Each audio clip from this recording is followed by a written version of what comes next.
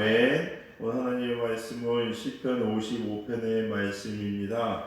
이 시편 55편의 말씀의 배경을 살펴보면요, 많은 학자들이 이렇게 얘기합니다. 아마 압살롬의 반역 때에 기록한 시일 것이다라고 추정을 합니다. 즉 자기의 자식이죠. 자기의 자식인 압살롬이 이 다윗을 반역을 합니다.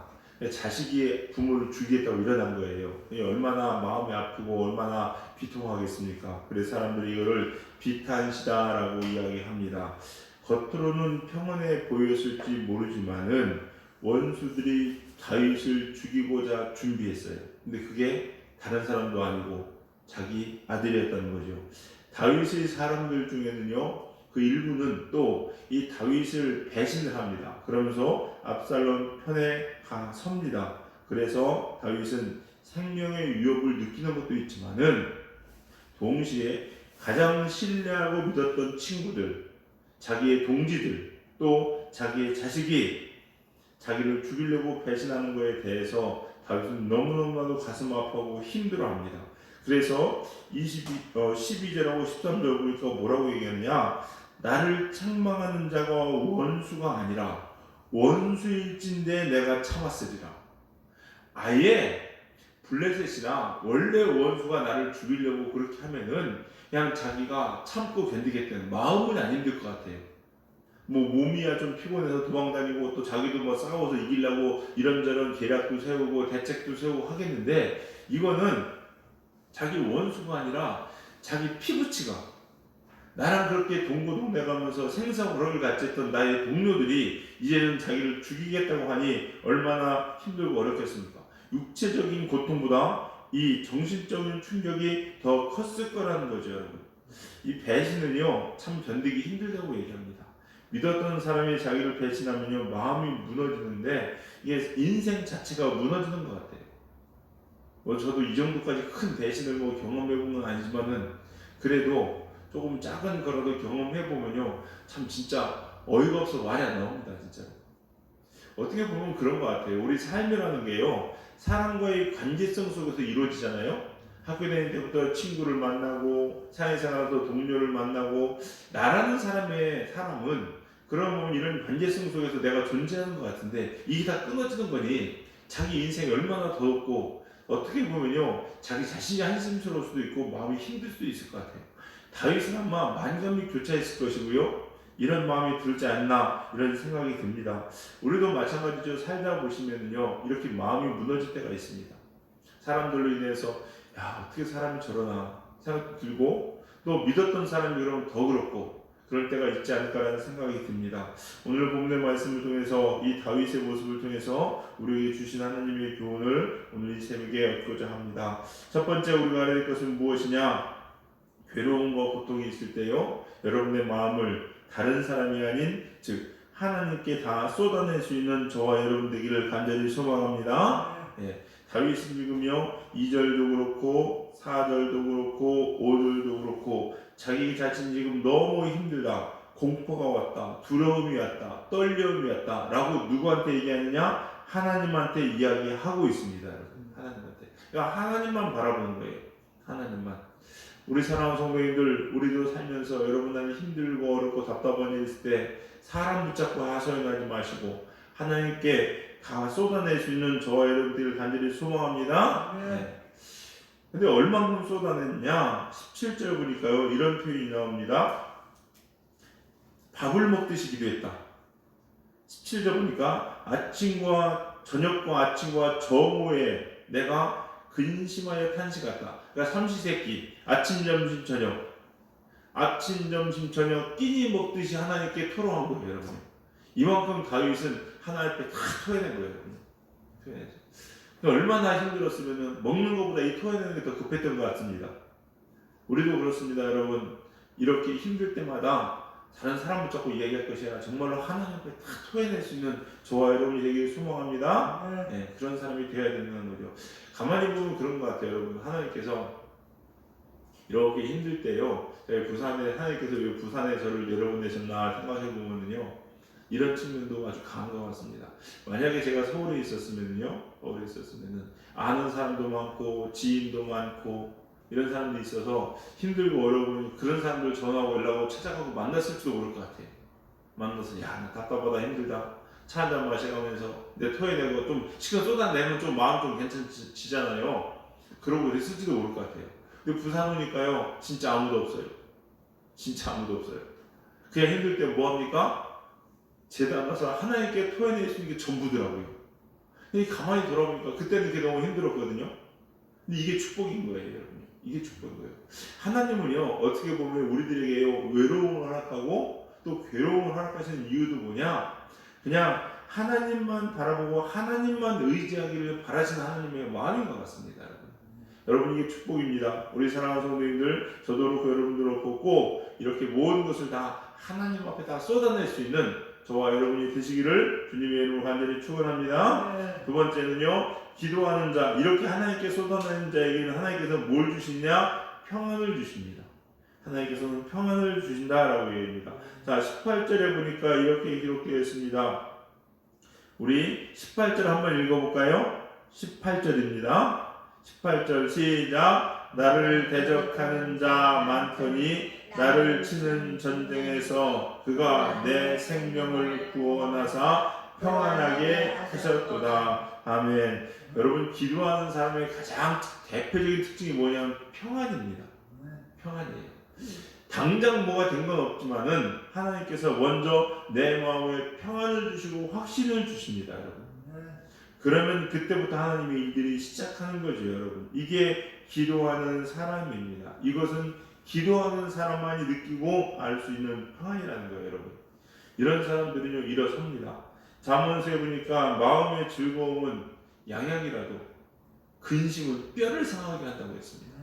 하나님께 사랑하는 사람들의 뼈가 상하는 것을 좋아하실까요? 아니죠, 여러분요. 우리한테 즐거움을 주시기 원합니다, 여러분. 그래서 우리가요, 기도 안심으로 마음의 확신을 가질 수 있는 사람이 되어야 됩니다, 여러분. 다윗 보면은요, 오늘 본문을 보면 쭉 이 흐름을 보세요. 6절하고 7절에 보니까 뭐라고 나오냐? 5절도 그렇고 5절에 보니까 두려움과 떨림이 내게 이르고 공포가 나를 덮었다. 지금 5절의 마음, 5절의 다윗의 심정은 두려움이고 떨림이고 공포입니다. 6절도 7절도 얘기하는 게 뭐라고 얘기하느냐? 날개가 있었다면 아예 비둘기처럼 됐으면 내가 어디 숨었을 것이다. 그러니까 지금 상태가 되게 안 좋아요. 힘들고 괴로운 겁니다. 그런데 오늘 읽은 16절부터 하나님께 부르짖어 기도했더니 18절에 뭐하냐? 평안을 주셨다. 이렇게 얘기합니다. 이게 바른 그리스도인의 모습이에요. 살다 보면요, 우리들에게 어려움이 전혀 없나요? 그렇지 않습니다. 있을 수 있습니다. 그러나 문제는 뭐냐? 이 어려움 가운데 믿지 않는 사람들은 계속해서 근심과 고민이 쌓여 있지만은 믿는 사람들은 하나님 믿는 하나님의 자녀들은요, 이 근심을 가지고 하나님께 나와 기도함으로 우리 안에 평안이 임하게 되는 거예요. 우리 성도님들, 어려움 때문에, 시련 때문에, 근심 때문에 넘어지지 마시고 하나님 주신 평안 가운데 거할 수 있는 저와 여러분이 되기를 간절히 소망합니다. 그리고 나면 어떻게 되냐? 세 번째 마지막으로 다윗은 모든 것을 하나님께 맡깁니다. 하나님께 맡길 수 있는 사람이 되어야 된다는 거죠. 우리 22절 읽겠습니다. 22절입니다. 22절입니다. 같이 읽겠습니다. 시작. 내 짐을 여호와께 맡기라. 그가 너를 붙드시고 의인의 요동함을 영원히 허락하지 아니하시리로다. 아멘. 내 짐을 여호와께 맡기라. 그럼 하나님께서 의인의 요동함을 영원히 허락하지 아니하시리로다. 하나님은요, 하나님의 사람들이 흔들리는 것을 원치 않으십니다. 그리고 그를 허락하지 않으신다고 말씀하십니다. 참 우리가요, 기도해야 된다는 것도 알고 맡겨야 된다는 것도 알고 평안한 마음으로 살아가야 된다는 것도 아는데 잘 안 되죠. 안 되는 이유가 뭐냐면요, 오늘 이 22절처럼 다 하나님께 맡기지 못하기 때문에 그렇습니다. 하나님께 다 맡겨버리면요, 걱정이 없거든요. 근데 맡기질 못해요. 맡기질 못해요. 하나님 해달라고 하긴 하는데 내 안에 아직도 내 짐을 내가 가지고 있어요. 그러니까 걱정이 되고요. 그러니까 눌리는 거예요. 이거를 다 내어버리면 되거든요. 수고하고 무거운 짐자들아 다 내게로 오라. 내 짐은 내 몸에는 쉽고 가볍다. 이렇게 얘기합니다. 진리를 알지니 진리가 너희를 자유케 할 것이다. 근데 자유하지 못해요. 왜? 맡기지 못하기 때문에 그렇습니다. 이 맡기다라는 표현을 보니까요, 영어 성경으로 all in이라고 해요. all in. 다 그냥 내어 던지는 겁니다. 전적으로 하나님께 내어 던지는 거예요. 이럴 때 하나님께서 우리에게 평안을 주시는 거거든요. 그 문제가 이제는 내 문제가 아니라 누구의 문제가 됩니까? 하나님의 문제가 되는 거예요. 하나님께 내 문제를 토스해버리는 거예요. 그럼 편합니다. 이제는 내가 그걸 고민할 게 아니거든요. 근데 우리가 여러분 근심 있고 고민 있고 걱정 있는 건 뭐냐면요, 이 문제를 하나님께 기도함으로 토스해 드리지 못하기 때문에 그래요. 여전히 내가 가지고 있는 겁니다. 기도를 하긴 합니다. 하긴 하지만 여전히 내 안에 가지고 있어요. 언제까지 기도해야 될까요? 완전히 내가 던질 때까지, 완전히 내가 드릴 때까지, 완전히 맡길 때까지, all in 할 때까지. 이렇게 맡겨버리면 내 평안이 있고 하나님이 일하시기 시작합니다.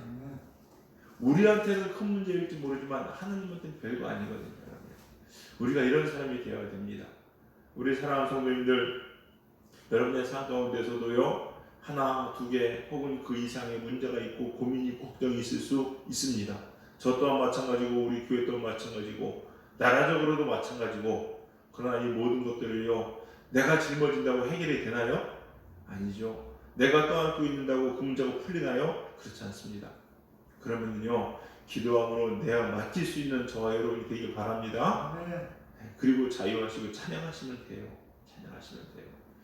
오늘 이 새벽에도요, 우리 성도님들, 우리 교회, 나라, 민족, 또 여러분 개인의 삶의 문제를 하나님 앞에 다 내어드리고 토스해 드릴 수 있는, 올린 할 수 있는 시간이 되기를 소망합니다.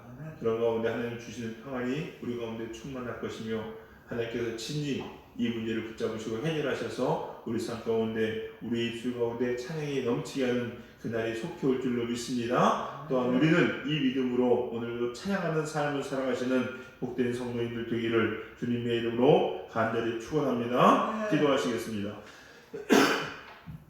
사랑과 은혜가 풍성하신 주님 감사합니다. 오늘 이 새벽에도 살아계신 귀한 하나님의 음성을 우리 허락하시니 감사합니다. 하나님, 우리 안에는 우리가 감당할 수 없는 많은 문제들이 있고 또 우리 앞에 넘어야 될 많은 산들이 있습니다. 그러나 하나님, 이 모든 것을 내 힘으로 하려고 하는 어리석은 자들 되지 않게 하시고 하나님 앞에 다 토로하며 쏟아내고 주의 손 붙잡고 주님에게 맡겨드릴 수 있는 저희들 되게 하여 주시옵소서. 그래서 하나님이 이루시고 하나님이 풀으시는 것을 보며 평안한 가운데 기도함으로 찬양함으로 하나님께 영광 돌리는 우리 성도인들의 삶 될 수 있도록 축복하시고 인도하여 주시옵소서. 우리 개인의 삶도 그렇고 우리 교회의 삶도 그렇고 우리나라 민족의 모든 문제들까지도 이 시간 기도함으로 하나님께 내어드리오니 주님 붙잡아 주시고 하나님께서 친히 일하여 주시옵소서. 오늘 이 새벽에 그렇게 하나님의 임재와 하나님의 만나심과 붙드심이 충만한 새벽 시간 될 줄로 믿고 감사드리며 예수님의 이름으로 기도드렸사옵나이다. 아멘.